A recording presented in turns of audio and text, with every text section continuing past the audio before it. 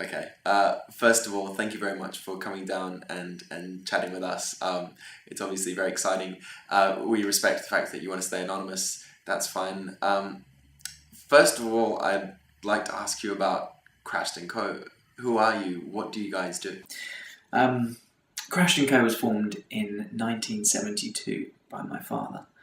I've been lucky enough to be CEO of the company since 2001. We are a global consultancy firm doing various work for government. I suppose our most important projects are not just looking at the big picture, but looking at the biggest picture of all, the universe, if you will. Of course.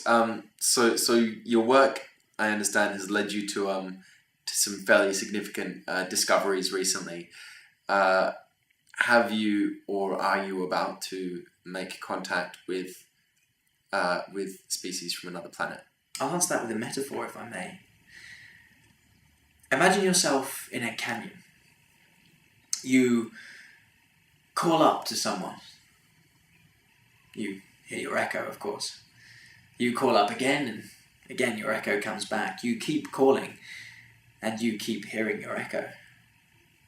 Until one day you are not sure if the echo is your voice or the voice of something else. You could say that we've heard something, we're just not sure what it is. How are they like humans?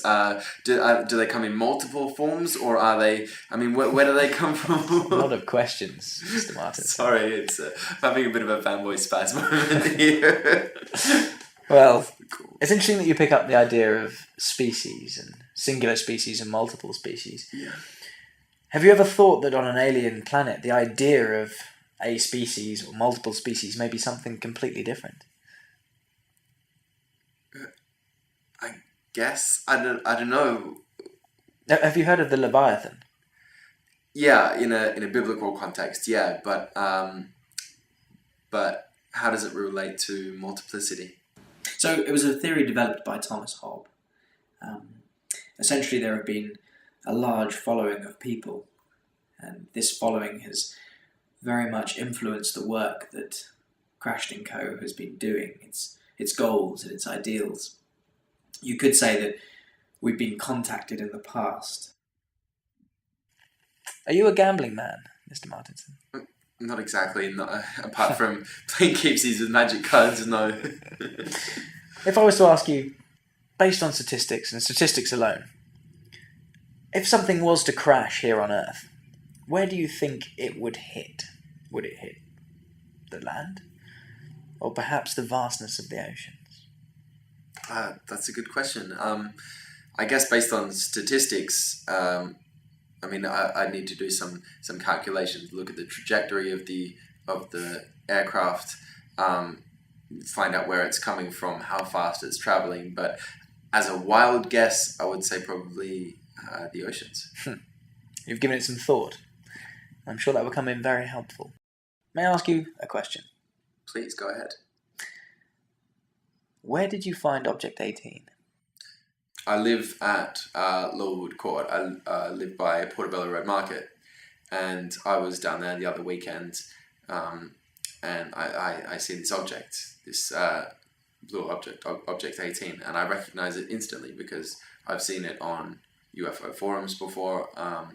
It's around on the internet, so I'm talking to the lady, and she says it's £2, so I buy it, obviously, and take it home, and that's how I came to you guys. You know, your details were on the box, and I wanted to find out more about how to use it. What is it? How does it work? So yeah, I guess, what is Object 18? Where does it come from?